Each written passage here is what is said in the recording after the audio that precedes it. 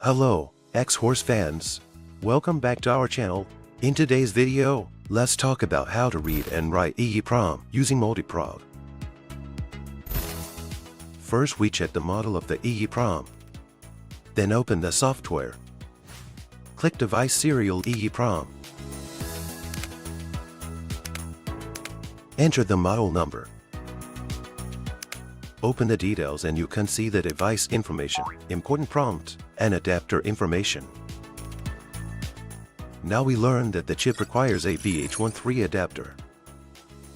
Remove the magnetic shield and check the adapter model. Confirm that it is a VH13 adapter and put the shield back.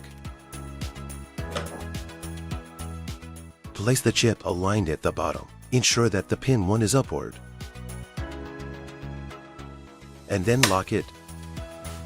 Click to read the data, and here will show the reading progress. Okay, it's successful. We can modify the data just like this. And click here to write it in. When we read the data again,